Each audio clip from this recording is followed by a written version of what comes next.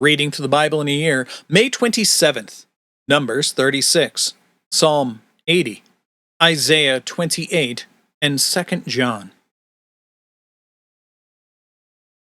The heads of the fathers' houses of the clan of the people of Gilead, the son of Machir, the son of Manasseh, from the clans of the people of Joseph, came near and spoke before Moses and before the chiefs, the heads of the fathers' houses of the people of Israel.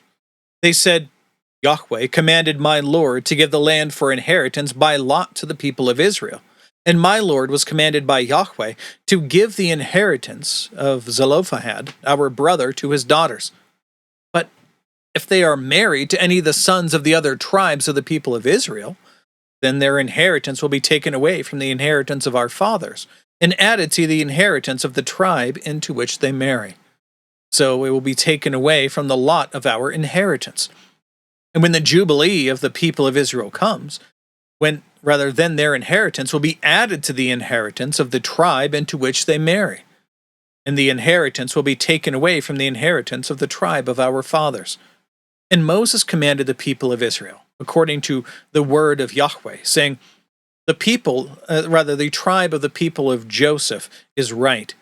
This is what Yahweh commands concerning the daughters of Zelophehad. Let them marry whom they think is best. Only they shall marry within the clan of the tribe of their father.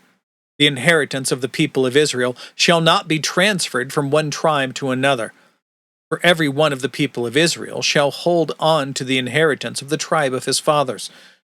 And every daughter who possesses an inheritance in any tribe of the people of Israel shall be the wife to one of the clan of the tribe of her father, so that every one of the people of Israel may possess the inheritance of his fathers. So no inheritance shall be transferred from one tribe to another, for each of the tribes of the people of Israel shall hold on to its own inheritance.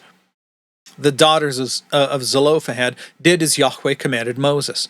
For Mahlah, Tirzah, Hoglah, Milcah, and Noah, the daughters of Zelophehad, were married to the sons of their father's brothers. They were married into the clans of the people of Manasseh, the son of Joseph, and their inheritance remained in the tribe of their father's clan. These are the commandments and the rules that Yahweh commanded through Moses to the people of Israel in the plains of Jericho. In the plains of Moab, by the Jordan at Jericho. I can read it and lose the notes there. Now on to Psalm 80.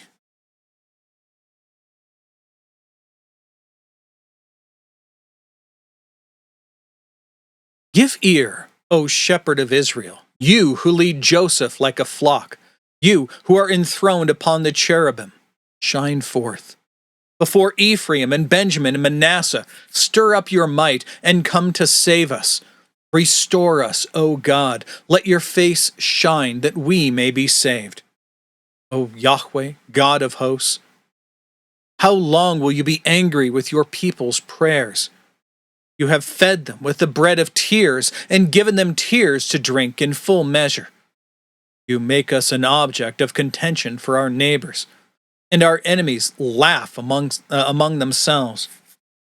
Restore us, O God of hosts. Let your face shine that we may be saved.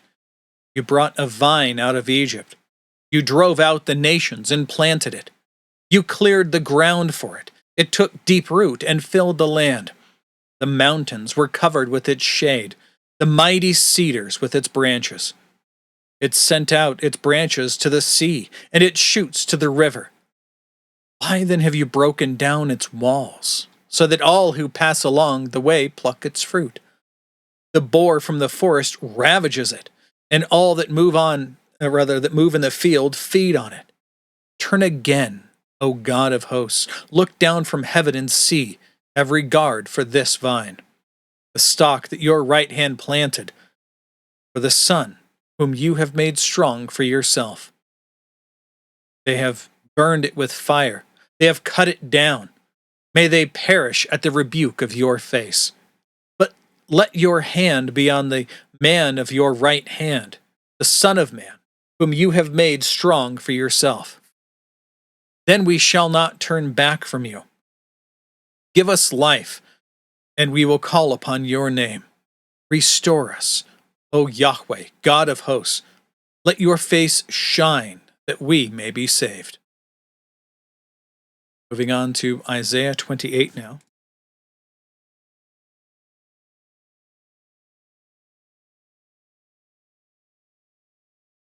Ah, the proud crown of the drunkards of Ephraim, and the fading flower of its glorious beauty, which is on the head of the rich valley of those overcome with wine. Behold, the Lord is one who is mighty and strong, like a storm of hail, a destroying tempest, like a storm of mighty, overflowing waters. He cast down to earth with his hand. The proud crown of the drunkards of Ephraim will be trodden under foot, and the fading flower of its glorious beauty, which is on the head of the rich valley, will be like a first-ripe fig before the summer. When someone sees it, he swallows it as soon as it is in his hand. And the day of Yahweh of hosts will be a crown of glory, and a diadem, or a crown, of beauty to the remnant of his people, and a spirit of justice to him who sits in judgment, and strength to those who turn back the battle at the gate. These also reel with wine and stagger with strong drink. The priest and the prophet reel with strong drink. They are swallowed up by wine. They stagger with strong drink. They reel in vision. They stumble in giving judgment. For all tables are full of filthy vomit with no space left. To whom will he to whom will he teach knowledge? And to whom will he explain the message? Those who are weaned from the milk, those taken from the breast? For it is precept upon precept, precept upon precept, line upon line, line upon line, here a little, there a little. For by people of strange lips and with a foreign tongue, Yahweh will speak to this people, to whom he has said, "This is rest. Give rest to the weary, and this is repose." Yet they would not hear.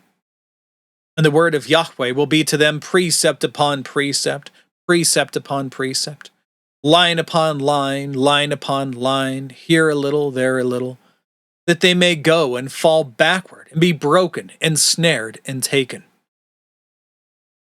Therefore, hear the word of Yahweh, you scoffers, who rule this people in Jerusalem.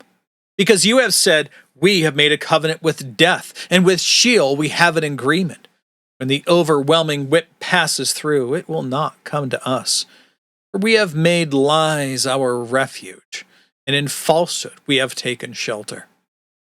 Therefore, thus says the Lord God, "Behold, I am the one who has laid as a foundation in Zion a stone, a tested stone, a precious cornerstone of a sure foundation. Whoever believes will not be in haste. And I will make justice the line, and righteousness the plumb line. And hail will sweep away the refuge of lies, and waters will overwhelm the shelter. Then your covenant with death will be annulled, and your agreement with Sheol will not stand, when the overwhelming scourge passes through, and you will be beaten down by it. As often as it passes through, it will take you. For morning by morning it will pass through, by day and by night, and it will be sheer terror to understand the message. For the bed is too short to stretch oneself out on, and the covering too narrow to wrap oneself in. For Yahweh will rise up as on Mount Perazim, as in the valley of Gibeon. He will be roused to do his deed, his strange deed, or strange his deed, and to work his work, alien his work. Now therefore do not scoff, lest your bonds be made strong. For I have heard a decree of destruction from the Lord, God of hosts, against the whole land. Give ear and hear my voice. Give attention and hear my speech. Because he who plows for sowing plow continually? Does he continually open and harrow his ground? When he has leveled the surface, does he not scatter dill, sow cumin, and put wheat in rows, and barley in its proper place, and emmer as the border? For he is rightly instructed, his God teaches him. Dill is not threshed with a threshing sledge, nor is a cartwheel rolled over cumin. But dill is beaten out with a stick, and cumin with a rod. Does one crush grain for bread? No, he does not thresh it forever. When he drives his cartwheel over it with his horses, he does not crush it. This also comes from Yahweh of hosts.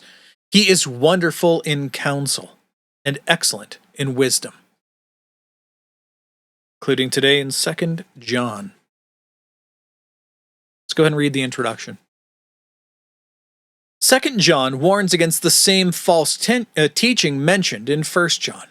This letter, however, was addressed to the elect lady and her children, perhaps a local congregation, and focused on Christian hospitality. False teachers were using the kindness of Christians to gain influence within John's congregations. John's letter spoke of this danger and warned against opening one's home to these destroyers of the faith. While the basic themes of 1 John, holding fast to the truth, love, and obedience, are evident, there is the additional focus on what Christian hospitality is all about. Only when you find agreement on sound doctrine will you find meaningful fellowship. The letter was probably written by the Apostle John in the late 1st century AD. Let's begin. The elder to the elect lady and her children, whom I love in truth. And not only I, but also all who know the truth, because of the truth that abides in us and will be with us forever. Grace, mercy, and peace will be with us from God the Father and from Jesus Christ, the Father's Son, in truth and love. I rejoice greatly to find some of your children walking in the truth, just as we were commanded by the Father. And now I ask you, dear lady, not as though I were writing you a new commandment, but the one we have had from the beginning, that we love one another. And this is love, that we walk according to his commandments. This is the commandment, just as you have heard from the beginning, so that you should walk in it. For many deceivers have gone out into the world, those who do not confess the coming of Jesus Christ in the flesh. Such a one is the deceiver and the Antichrist. Watch yourselves, so that you may not lose what we have worked for, but may win a full reward. Everyone who goes on ahead and does not abide in the teaching of Christ does not have God. Whoever abides in the teaching has both the Father and the Son. If anyone comes to you and does not bring this teaching, do not receive him into your house or give him any greeting, for whoever greets him takes part in his wicked works. Though I have much to write to you, I would rather not use paper and ink. Instead, I hope to come to you and talk face to face, so that our joy may be complete. The children of your elect sister greet you. That's all for today. That's all the reading and all of the notes. God willing, we'll be back tomorrow. Behold, the word of the Lord.